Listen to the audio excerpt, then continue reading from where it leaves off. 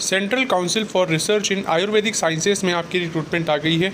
इस वीडियो में हम डिटेल में बात करेंगे नेम ऑफ द पोस्ट कौन सी हैं, नंबर ऑफ़ वैकेंसीज आपकी कितनी हैं, एलिजिबिलिटी क्राइटेरिया क्या है, क्या इस जॉब में एक्सपीरियंस आपका कंसीडर कर रहे हैं या नहीं, सिलेक्शन का प्रोसेस यहाँ पे कैसा क्या रहने वाला है, एग्ज़ाम पैटर्न और सिलेबस कैसा क्या रहेगा, सैलरी आपको कितनी मिलेगी और आप इस पोस्ट पे कैसे अप्लाई कर सकते हैं, ये सभी इन्फॉर्मेशन मैं आपको इस वीडियो में शेयर करूँगा।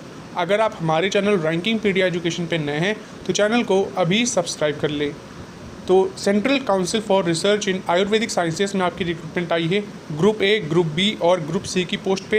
इंपॉर्टेंट डेट्स की अगर हम बात करें तो स्टार्टिंग डेट ऑनलाइन एप्लीकेशन की है 1 अगस्त 2025 और क्लोजिंग डेट है 31 अगस्त 2025, यानी कि 1 अगस्त से लेकर 31 अगस्त तक आप इसमें अप्लाई कर सकते हैं। ठीक है, अब चलिए बात कर लेते हैं। यहाँ पे कुछ डिटेल्स मेंशन्ड है, तो आप यहाँ पे ऑनलाइन जो एप्लीकेशन फ़ी है वो आप net banking, UPI, credit card के थ्रू पे कर सकते हैं। इसकी ऑफिशियल वेबसाइट पे आप विज़िट करेंगे तो वहाँ पे जाके आप इसका एप्लीकेशन फॉर्म फिलअप कर सकते हैं।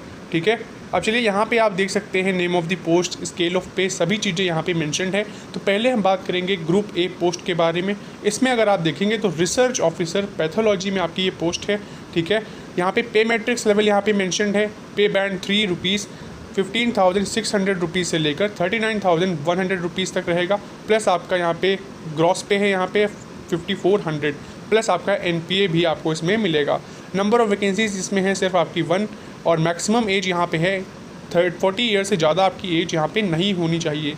एसेंशियल क्वालिफ़िकेशन की बात करें, अगर आपने एमडी इन पैथोलॉजी में कंप्लीट किया है तो फिर आप इसमें अप्लाई कर सकते हैं। एक और चीज़ आपको ध्यान रखनी है, enrolment on the central register of MCI, इसमें ज़रूर आपका इनरोलमेंट होना चाहिए। आपके पास यहाँ पे जो भी रजिस्ट्रेशन है, जो भी सर्टिफिकेट है वो आपके पास ज़रूर होना चाहिए। ठीक है, ऐसे ही आपकी नेक्स्ट पोस्ट है रिसर्च ऑफिसर आयुर्वेदा में, ये आपकी ग्रुप ए पोस्ट है। इसमें भी सैलरी आपकी मैंने ऑलरेडी बता दी है, उतनी ही सैलरी रहेगी। यहाँ पे नंबर ऑफ़ वैकेंसीज आपकी हैं 15। सेम आपकी मैक्सिमम एज यहाँ पे 40 ईयर से ज़्यादा नहीं होनी चाहिए। अब यहाँ पे एजुकेशन क्वालिफ़िकेशन अगर आप देखेंगे तो अगर आपने पोस्ट ग्रेजुएट डिग्री एमडी या एमएस आयुर्वेदिक में किया है, आयुर्वेदा में किया है, तो फिर आप इसमें अप्लाई कर सकते हैं। और सेम आपका यहाँ पे enrolment on the central register of CCIM ये यहाँ पे मेंशन्ड है। ठीक है, अब आते हैं ग्रुप बी पोस्ट पे। तो यहाँ पे आपकी पोस्ट है असिस्टेंट रिसर्च ऑफिसर फार्माकोलॉजी में। यहाँ पे बैंड आप यहाँ पे दे सकते हैं, पे बैंड आपका 2 है, 9,300 रुपीज़ से लेकर 34,800 रुपीज़ पर मंथ, प्लस आपका ग्रॉस पे 4,600 ये आपका यहाँ पे सैलरी रहेगा। ठीक है, 4 वैकेंसीज इसमें हैं और यहाँ पे जो मैक्सिमम जो आपकी एज लिमिट होनी चाहिए वो आपकी 30 ईयर्स यहाँ पे रखी गई है ग्रुप बी पोस्ट में। ग्रुप ए पोस्ट में आपकी है मैक्सिमम 40 ईयर्स। ठीक है, अब ग्रुप बी पोस्ट में अगर हम बात करें तो यहाँ पे एलिजिबिलिटी आप देख सकते हैं। अगर आपने एम फार्मा कंप्लीट कर लिया है या MSc मेडिसिनल प्लांट में किया है जिसमें आपका स्पेशलाइजेशन फार्माकोलॉजी में हो, तभी आप इसमें अप्लाई कर सकते हैं। प्लस यहाँ पे 1 साल का एक्सपीरियंस ज़रूर आपके पास होना चाहिए, ये चीज़ देखिए आपकी यहाँ पे मेंशन्ड है। फिर इसी में आपकी ग्रुप बी पोस्ट में आपकी पोस्ट है नेक्स्ट स्टाफ नर्स की। सैलरी आपकी लगभग उतनी रहेगी। सैलरी जो अब यहाँ पे बात कर लेते हैं नंबर ऑफ़ वैकेंसीज़ की, तो 40 आपकी यहाँ पे नंबर ऑफ़ वैकेंसीज़ हैं। अगर आपने BSc नर्सिंग का कोर्स कंप्लीट कर लिया है तो आप इसमें अप्लाई कर सकते हैं, या फिर अगर आपने डिप्लोमा इन जनरल नर्सिंग में किया है तो भी आप इसमें अप्लाई कर सकते हैं, लेकिन आपको 2 साल का एक्सपीरियंस ज़रूर होना चाहिए। ठीक है, तो इस चीज़ का भी आप ध्यान रखेंगे। इसी तरह से आप यहाँ पर बाकी सारी पोस्ट यहाँ पर देख सकते हैं। ठीक है, जैसे कि आपकी मेडिकल लेबोरेटरी टेक्नोलॉजिस्ट की पोस्ट है। ठीक है, अब आते हैं ग्रुप सी पोस्ट पे बात करें तो यहाँ पे आपकी रिसर्च असिस्टेंट केमिस्ट्री में आपकी पोस्ट है। यहाँ पे पे मैट्रिक्स लेवल है या लेवल 6 और यहाँ पे सैलरी जो आपकी रहेगी वो पे बैंड 2 9,300 रुपीज़ से लेकर 34,800 रुपीज़ पर मंथ, प्लस आपका ग्रॉस पे 4,200 ये आपकी यहाँ पे सैलरी कुछ रहने वाली है। 5 वैकेंसीज इसमें हैं। ग्रुप सी पोस्ट में भी आपकी जो एज लिमिट है वो आपकी 30 ईयर से ज़्यादा नहीं होनी चाहिए। इसके अलावा पोस्ट ग्रेजुएट डिग्री अगर आपने कंप्लीट की है केमिस्ट्री में, या एम फार्मा कंप्लीट कर लिया है, या MSc इन मेडिसिनल प्लांट में कंप्लीट किया है जिसमें फार्मास्यूटिकल आपका एनालिसिस या आपका स्पेशलाइजेशन ब्रांच रहा हो, तो फिर आप इसमें अप्लाई कर सकते हैं। ठीक है, इसी तरह से आपकी यहाँ पे पोस्ट यहाँ पे मेंशन्ड है। ग्रुप सी में स्टेनोग्राफर की भी यहाँ पे पोस्ट है। अब चलिए इसके लिए बात कर लेते हैं। तो यहाँ पे सैलरी लगभग उतनी ही रहेगी। यहाँ पे 10 वैकेंसी हैं स्टेनोग्राफर ग्रेड 1 की। अब इसके लिए एसेंशियल क्वालिफिकेशन आप देख सकते हैं, अगर आपने मैट्रिक कंप्लीट कर लिया है तो आप इसमें अप्लाई कर सकते हैं।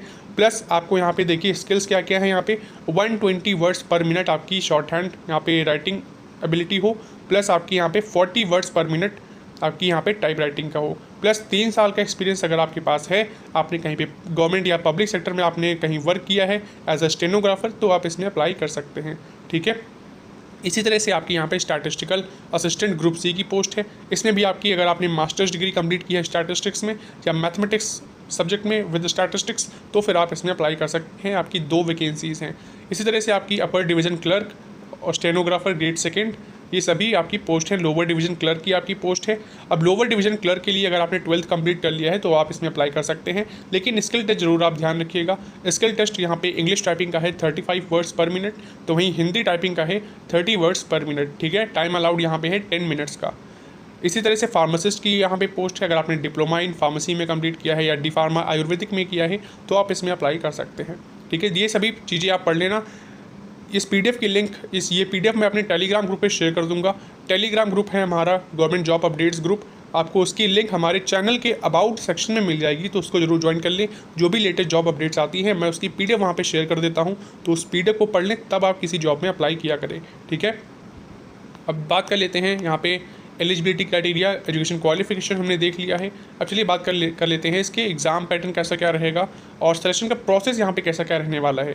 अब यहाँ पे देखिए, जो स्टेनोग्राफर की जो पोस्ट है उसके लिए आपका स्किल टेस्ट भी कंडक्ट होगा। ठीक है, ये चीज़ यहाँ पे मेंशन है। स्टेनोग्राफर ग्रेड 1, सीनियर स्टेनोग्राफर जिसे कहते हैं, स्टेनोग्राफर ग्रेड सेकंड जिसे स्टेनोग्राफर जूनियर कहते हैं, उनके लिए यहाँ पे ऑनलाइन CBT एग्जाम प्लस आपका यहाँ पे स्किल टेस्ट कंडक्ट किया जाएगा।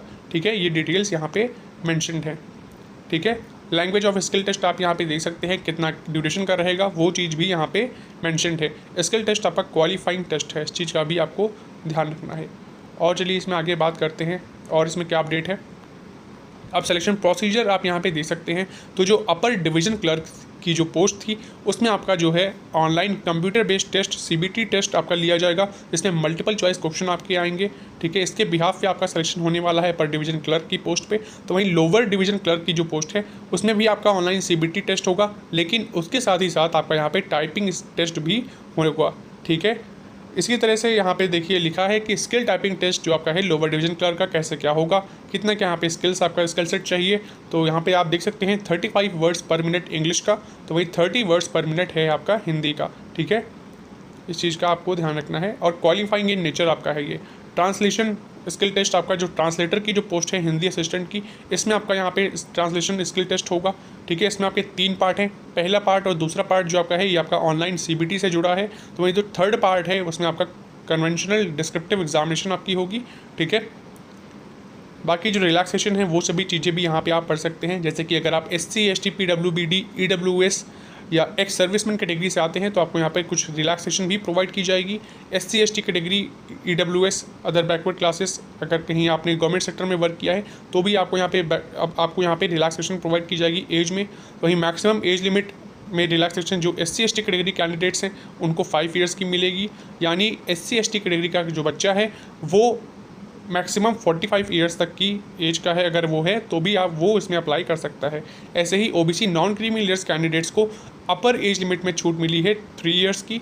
तो वहीं PWBD अनरिजर्व कैटेगरी को 10 ईयर्स की, PWBD OBC non creamy layers को 13 ईयर्स की, PWBD SC ST category candidates को अपर एज लिमिट में 15 ईयर्स की छूट मिली है। यानी कि अगर आप SC ST कैटेगरी से आते हैं और PWBD कैटेगरी से बिलोंग करते हैं तो फिर आपको अपर एज लिमिट में 15 साल की छूट मिलेगी, यानी आप 60 साल तक इसमें अप्लाई, यानी कि आप 55 साल तक आप इसमें अप्लाई कर सकते हैं। ठीक है, यही चीज़ यहाँ पे मेंशन्ड है। और अगर आप कहीं सेंट्रल गवर्नमेंट में अगर आप कहीं एम्प्लॉय कहीं पे जॉब कर रहे हैं तो यहाँ पे आपकी एज रिलैक्सेशन आपका जो है 45 ईयर्स यहाँ पे रहेगा। ठीक है, SC ST कैटेगरी कैंडिडेट्स के लिए। बाकी ये डिटेल्स जो आपकी यहाँ पे मेंशन्ड हैं ये सभी चीज़ें आप पढ़ सकते हैं। अगर आप EWS कैटेगरी से बिलोंग करते हैं तो उसका सर्टिफिकेट भी आपको रेडी रखना है, उसका फॉर्मेट आपको मैं दिखा दूंगा, तो फॉर्मेट ज़रूर आप ध्यान रखिएगा। अब जो CBT जो टेस्ट होगा इसमें आपका जो CBT होने वाला है 70 मार्क्स का होगा। इसमें आपका इंटरव्यू आपका जो रहेगा वो 30 मार्क्स का रहेगा। ठीक है, और जो आपकी ग्रुप B और ग्रुप C की जो पोस्ट है उसमें जो ऑनलाइन CBT होगा वो आपका 100 मार्क्स का रहने वाला है। ठीक है, क्वेश्चन जो आपके रहेंगे वो आपके बाइलिंगुअल रहेंगे, यानी इंग्लिश और हिंदी दोनों में रहेंगे। इसमें आपकी नेगेटिव मार्किंग भी है, 0.25 मार्क्स आपका डिडक्ट कर लिया जाएगा अगर आप कोई गलत आंसर देते हैं तो। ठीक है, बाकी डिटेल्स आप यहाँ पे पढ़ सकते हैं। अगर टाई हो जाता है तो क्या होगा, तो वो सभी डिटेल्स आप यहाँ पे पढ़ सकते हैं। नॉर्मलाइजेशन मेथड का आप यहाँ पे दे सकते हैं। अब चलिए बात कर लेते हैं स्कीम CBT टेस्ट जो आपका होगा उसका सिलेबस क्या है, एग्जाम पैटर्न कैसा क्या रहने वाला है, तो वो चीज़ आप यहाँ पे देख सकते हैं। जैसे कि रिसर्च ऑफिसर पैथोलॉजी की जो पोस्ट थी, ग्रुप ए कैटेगरी की जो पोस्ट है, इसमें आपका सिलेबस आप यहाँ पे देख सकते हैं। ठीक है, टोटल मार्क्स इसका है 70, 35 मार्क्स का आपका कौन सा पोर्शन आएगा, 25 मार्क्स का कौन सा पोर्शन आएगा, 10 मार्क्स का कौन सा पोर्शन आएगा, ये डिटेल्स यहाँ पे मेंशन्ड है। ऐसे ही असिस्टेंट रिसर्च ऑफिसर फार्माकोलॉजी का भी मेंशन्ड है। ठीक है, जो CBT पेपर होगा वो आपका 100 मार्क्स का होगा। ठीक है, ये पैटर्न आप यहाँ पे देख सकते हैं, सिलेबस आप यहाँ पे देख सकते हैं। मैं ये PDF अपने टेलीग्राम ग्रुप पे शेयर कर दूंगा, तो उसे ज़रूर ज्वाइन कर ले। हमारा व्हाट्सएप चैनल है, उसको जरूर ज्वाइन कर ले, वहाँ पे मैं ये PDF अपलोड कर दूंगा, तो वहाँ से आप इजीली इसे एक्सेस कर सकते हैं और पढ़ सकते हैं। फिर आप इसमें अप्लाई करें और प्रिपरेशन अपनी स्टार्ट कर दें। फार्मासिस्ट की अगर आप यहाँ पे पोस्ट देखेंगे तो सिलेबस आपका यहाँ पे मेंशन्ड है। ठीक है, 100 मार्क्स का ये पेपर रहने वाला है CBT, और इसमें कौन कौन सा पोर्शन यहाँ पे कितने मार्क्स का आएगा वो सभी चीज़ें यहाँ पे मेंशन्ड है। ठीक है, ऐसे ही MTS के लिए यहाँ पे मेंशन्ड है। ठीक है, अब यहाँ पे जो क्वालिफाइंग मार्क्स है, कितना क्या क्वालिफाइंग मार्क्स यहाँ पे रखा गया है, तो वो चीज़ भी आप यहाँ पे देख सकते हैं। एप्लीकेशन फ़ी की बात कर लेते हैं। चलिए, एप्लीकेशन फ़ी आपकी यहाँ पे देखिए, तो ग्रुप A की जो पोस्ट है उसमें आपकी प्रोसेसिंग फ़ी है 500, और अनरिजर्व और OBC कैटेगरी कैंडिडेट्स की फ़ीस है यहाँ पे 1000 रुपीज़। ठीक है, ग्रुप B पोस्ट में अगर हम बात करें तो प्रोसेसिंग फ़ी आपकी 200 है, अनरिजर्व्ड और OBC कैटेगरी कैंडिडेट्स की फ़ी है 500, SC ST PWBD EWS women category candidates ex serviceman को कोई भी यहाँ पे फ़ी नहीं पे करनी है। ऐसे ही ग्रुप C में देखिए यहाँ पे मेंशन्ड है, प्रोसेसिंग फ़ी आपकी 100 रुपीज़ है, unreserved and OBC category candidates की फ़ी है 200, ये आपकी एग्जामिनेशन फ़ी है, और SC ST PWBD ex serviceman women category candidates EWS से अगर आप आते हैं तो आपको यहाँ पे कोई भी फ़ी नहीं पे करनी है। ठीक है, फ़ी आपको ऑनलाइन पे करनी है, क्रेडिट कार्ड डेबिट कार्ड के थ्रू आप यहाँ पे पे कर सकते हैं, इंटरनेट बैंकिंग के थ्रू पे कर सकते हैं। सिटीज़ ऑफ एग्जामिनेशन यहाँ पे देखिए मेंशन्ड है, अहमदाबाद है, बेंगलुरु है, Bhopal, Bhubaneswar, Chandigarh, Mohali, Chennai, Cuttack, Dehradun, Dimapur, Durgapur, Guwahati, Hyderabad, Indore, Jabalpur, Jaipur, Jammu, Jorhat, Kolkata, Lucknow, Mumbai, Nagpur, Nashik, New Delhi and Greater Noida, Panaji, Patna, Pondicherry, Port Blair, Prayagraj, Pune, Raipur, Ranchi, Shillong, Shimla, Srinagar, Surat, Thiruvananthapuram, Kochi, Vadodara, Varanasi, Vijayawada और वारंगल, ये आपके एग्जामिनेशन सेंटर रहने वाले हैं। कंप्यूटर बेस्ड जो आपका टेस्ट होगा उसके यहाँ पे टेस्ट सेंटर्स देखिए मेंशन्ड है। टोटल आपके 40 टेस्ट सेंटर्स हैं ऑल ओवर इंडिया। ठीक है, कैसे कैसे में अप्लाई करना है तो इसकी ऑफिशियल वेबसाइट पे विजिट करके आप वहाँ पे जाके अप्लाई कर सकते हैं। यहाँ पे स्टेप्स यहाँ पे मेंशन्ड है, इन स्टेप्स को आपको फॉलो करना है और उसमें अप्लाई कर देना है। कौन कौन से डॉक्यूमेंट्स मांगेंगे तो वो भी डिटेल्स आपकी यहाँ पे मेंशन्ड है। ठीक है, जैसे कि आपका कास्ट सर्टिफिकेट हो गया, कहीं पे आपने ऑलरेडी जॉब कर रखा है तो उसका सर्टिफिकेट, एक्स सर्विसमैन है तो उसका सर्टिफिकेट अलग लगेगा। ठीक है, कास्ट सर्टिफिकेट ध्यान रखिएगा। अगर आप EWS कैटेगरी से बिलोंग करते हैं तो उसका भी लेटेस्ट आपका सर्टिफिकेट होना चाहिए जो आपका वैलिड हो।